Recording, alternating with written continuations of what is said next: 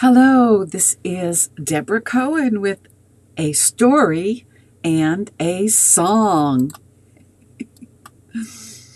And I hope that you are here to listen and learn either live. We're broadcasting on YouTube.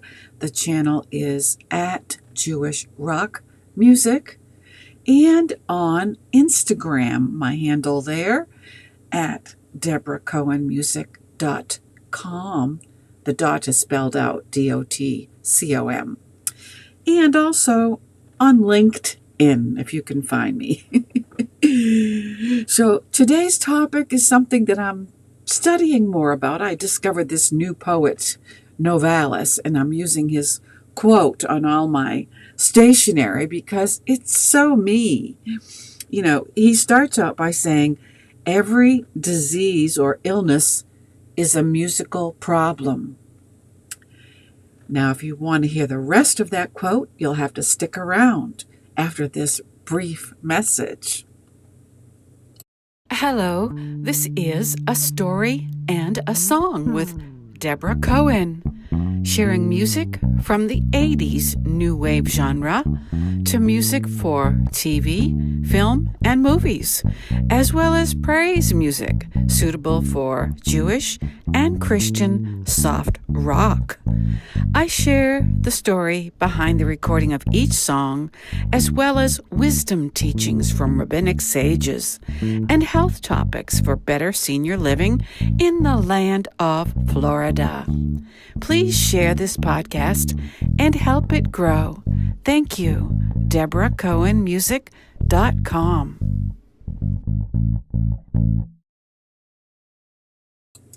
And I'm back, and this is Debra Cohen, and it's a beautiful day in the neighborhood here in Florida.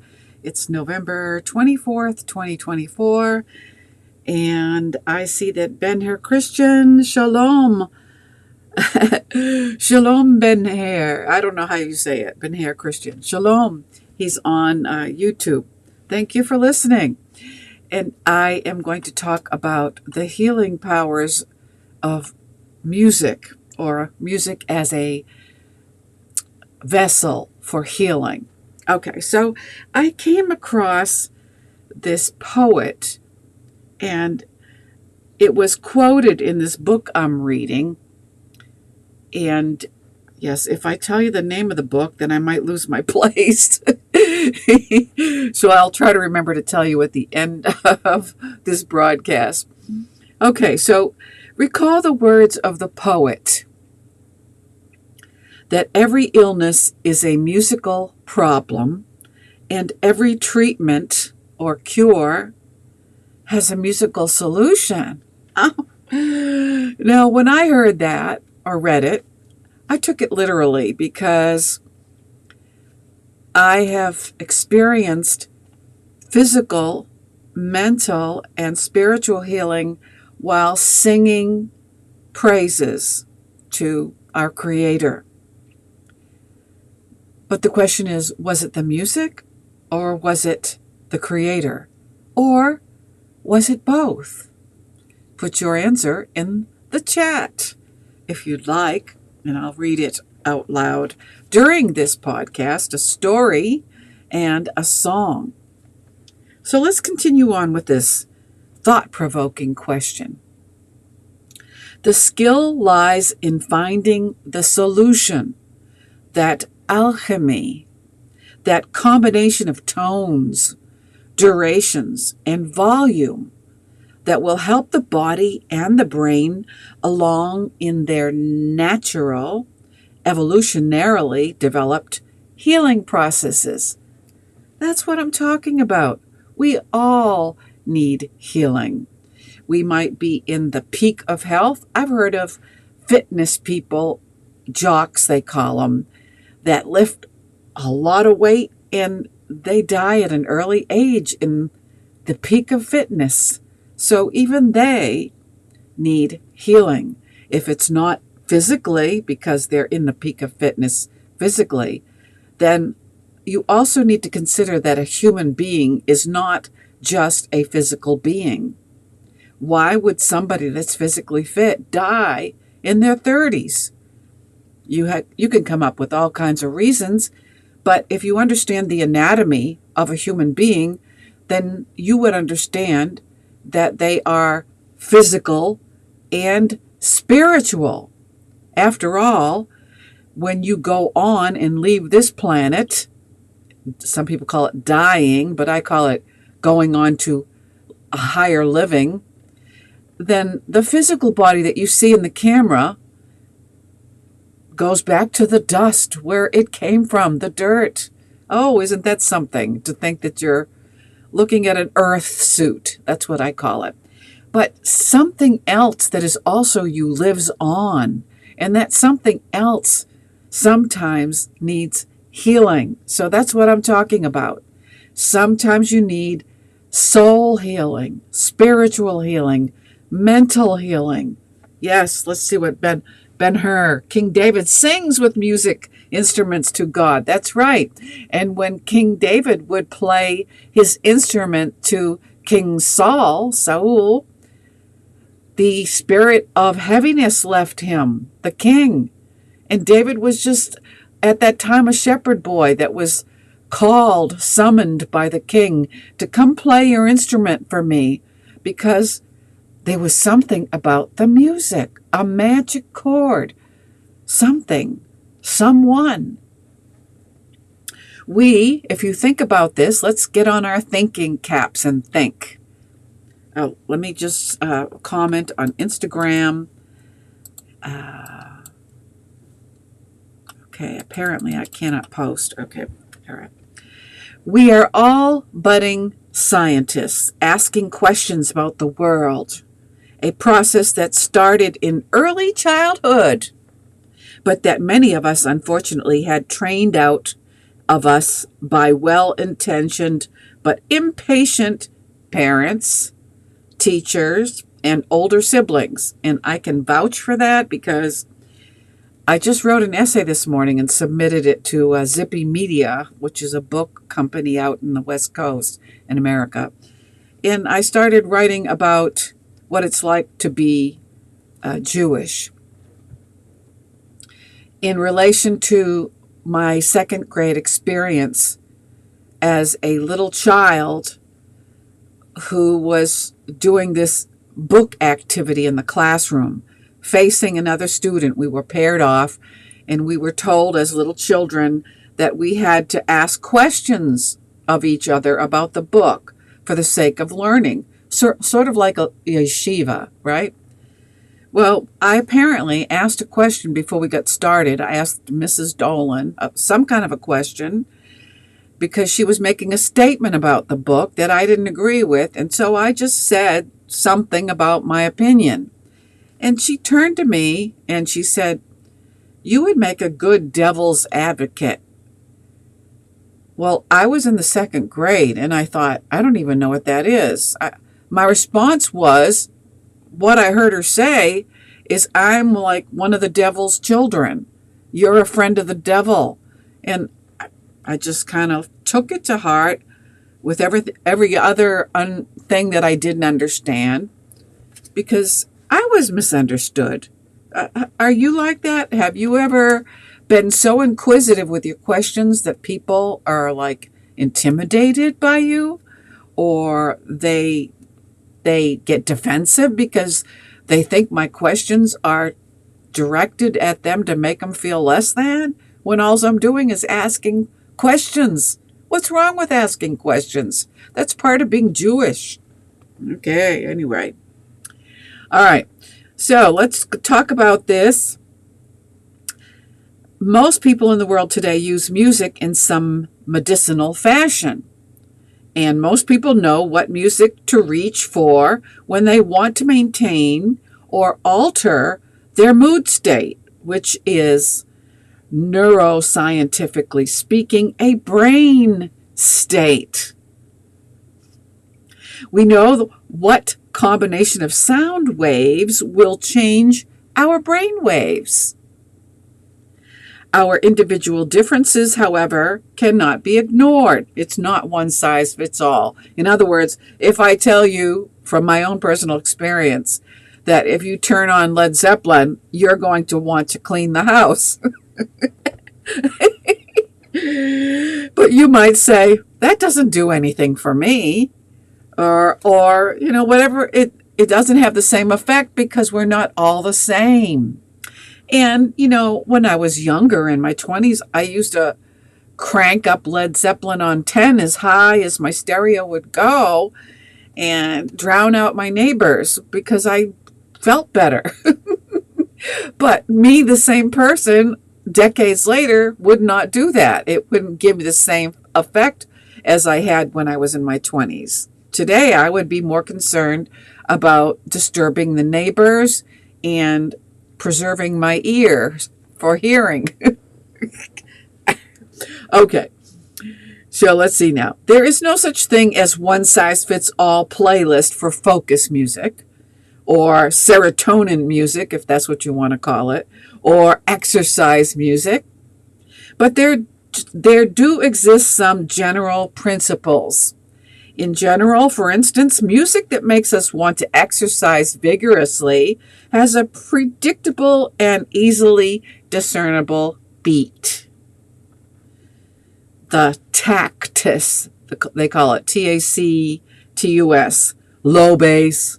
Well, that's not me. I like high bass. If you know me, I am a confessed bass junkie. Okay. And groove to keep us engaged. In general, relaxing music is slower in tempo. It has fewer surprises in it, whether those surprises are timbral, harmonic, rhythmic, or, as in the slow movement of Haydn's Surprise Symphony, volume. And our individual differences dictate what we will find surprising both in general and in any given moment. If you put this book down right now, which I'll tell you the title of, and listen again to the last song you heard, it will affect your brain differently, because now your brain has changed since the last time.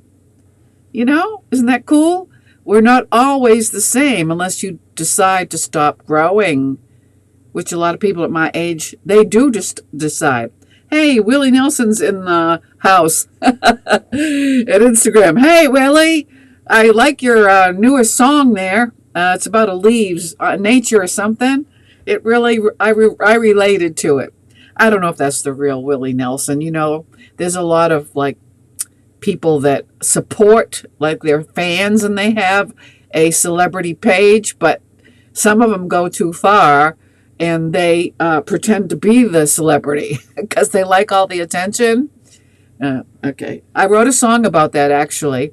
Somebody pretended to be Robert Plant, and I really thought it was him when I was so naive. I thought I was talking to Robert Plant, the singer of Led Zeppelin. Oh, my girlfriend, she had to peel me off the ceiling. She said, I'm sure it's not him. So I was so hurt after I found out this guy was an imposter that I wrote a song about it called Catfisher. If you want to look it up, it's all about Robert Plant. So I thought. Anyway, okay. And Ben-Hur is saying, you are absolutely right. Thanks for your great information. Oh, thank you so much for listening. Okay, so the playlists that people post on social media or on Spotify or other streaming services are their playlists. They might work for you a bit, but they're never going to be as good as the playlist that you come up with yourself, either on your own or with the help of a licensed music therapist. As we approach treating diseases such as Parkinson's disease or Alzheimer's disease or PTSD or depression, among others, we would do well to bear in mind that there is never going to be a musical prescription when it comes to the particular musical pieces we use, and that whatever music works for treatment for a few weeks or months may need to be adjusted. So maybe something you listen to and it used to give you goosebumps, they don't give you goosebumps anymore because time for something new. I'm not talking about your spouse, okay? I'm not saying trade them in. No, you don't do that. They are a soulmate, hopefully. Took me a long time to find mine, but yep, he's a keeper, they call him. If it's beginning to sound as though music therapy is a guessing game with treatments that may or may not work, and that may work but only for a while, ask a doctor how often they have to switch up a prescription for their patients. Statins, blood pressure medications, antidepressants, and even antibiotics for infections like strep, pneumonia, or sepsis. It's not that a particular drug doesn't work. It's that our bodies, our lives, our minds, our intentions, and the sum total of our experiences are continually changing us. We don't always realize it's because consciousness sews it all together so seamlessly. The music that has helped you up to now may not always be effective. And that's where I'm asking you to listen to my music, DebraCohenMusic.com. Make sure you spell the Debra right, Debra, Cohen, Cohen, music.com. The music that has helped you up to now may not always be effective. With more than 100 million songs available today on streaming platforms, yes, I'm out there with them, there is surely a new batch of songs out there waiting for you to discover them.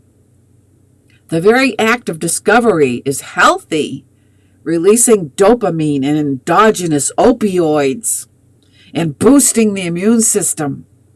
And it's fun to find a new favorite and play it for your friends. Play my music for your friends, please. And pass it forward. That discovery helps keep all of us younger, and mentally nimble. Oh, I love it. So some people have asked me, because I was participating in this beauty contest this month, November 2024. It's an over 40 beauty contest. And I, won the semifinals. I won the top 15. I won the top 10. I won the top 5. And I thought, wow, I'm going to keep going with this. But then all of a sudden I felt, now you might not understand this, but I'm going to tell you what I felt. I felt the presence of God leaving me. Now, I'm not saying that beauty contests are evil. I'm not saying that. I'm just saying sometimes God will put us on a path that we think is what we're going to keep going. Like, for example, the Israelites, when they started going in one direction, all of a sudden God switches the direction on you. Doesn't make any sense to you because his ways are not our ways. I'm thinking, I put all this effort into this beauty contest and had a lot of fun. And I was going to keep going, but it's more important to me to feel God's presence. And we all can feel, God's presence. If you believe that, you have to have faith to believe. If you want to believe but you don't have the faith, ask for more faith. Anyway, Laura's in the house at YouTube. Oh, I love it. Laura, thank you for being here with me this morning. I hope you're doing all right.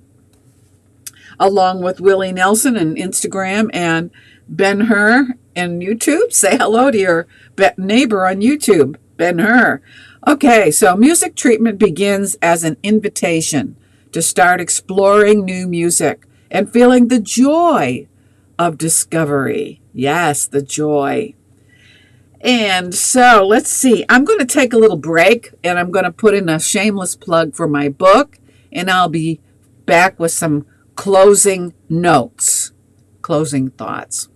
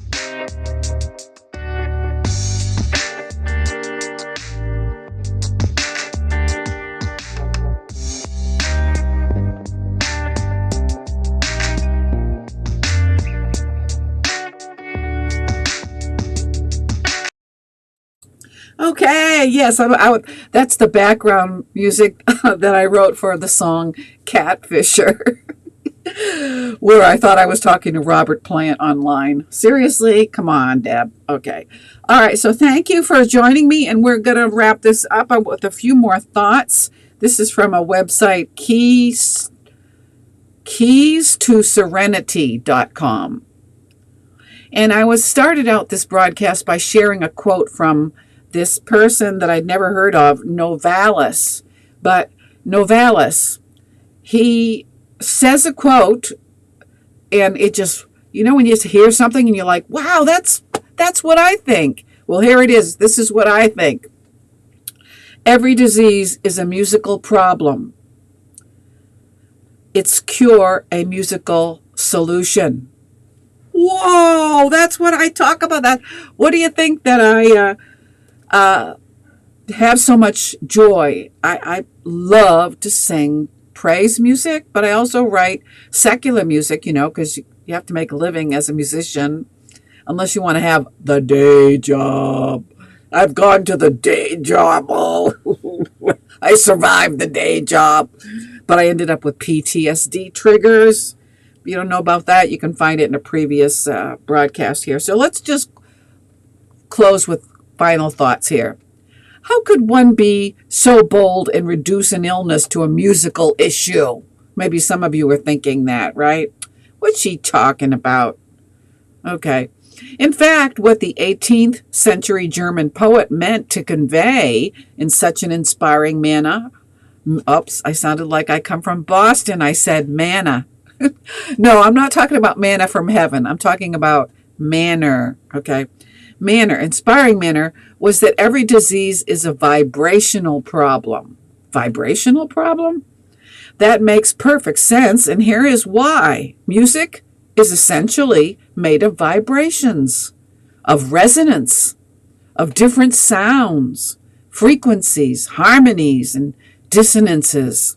And so are we, human beings, together with all other living things in nature. Nikola Tesla said, and I'll close with this quote, "If you want to find the secrets of the universe, think in terms of energy, frequency, and vibration." So there you have it. Is there a song that you think of when I say vibration? I remember a song by the Beach Boys. Some of you probably don't even know who they are because you're a youngin', okay? I'm thinking about, I don't know the song. I forgot the words, but good vibrations. Ooh. Okay, so I thank you for listening. I hope there was something in this book. Let me tell you the name of it in case you're intrigued like I am. I can only, I am not an avid reader of books because I'm always writing songs and recording. So I have to read something 3 times in order for it to really sink in. My husband's a speed reader. He goes through like a book every couple days.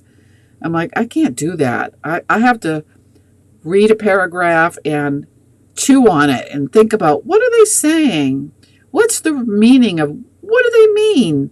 And of course my questions got me into trouble as a second grader, which I already told you about if you were here for the beginning of the show. The name of the book is I Heard There Was a Secret Chord. I heard there was a secret chord. Name that tune.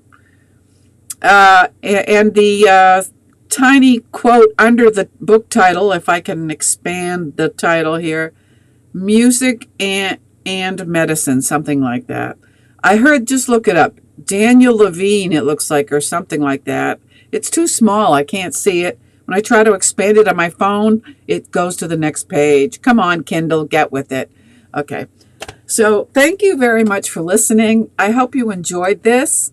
And I hope you're curious about the book. Maybe you want to get it. And don't forget to get my music, DebraCohenmusic.com. It's all about sharing. It's all about good vibrations. That's right, Laura.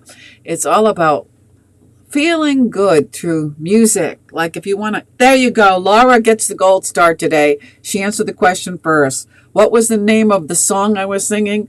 I heard there was a secret chord. And Ben-Hur alluded to it when he was talking about King David sings with music instruments to God. It's called Hallelujah. And by the way, Hallelujah. Let's sing with me. Hallelujah. Hallelujah. Hallelujah.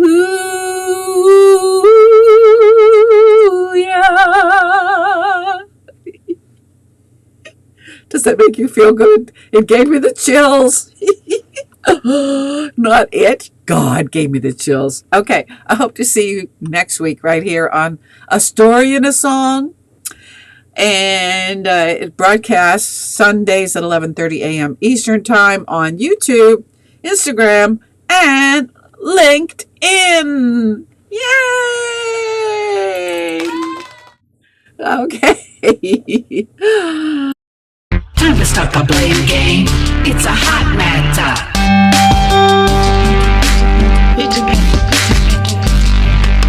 Stop, get it right. To live by logic. Unleashing feelings, causing all the trouble. The world is full of bots. Passionless honey. No emotional IQ. No emotional IQ.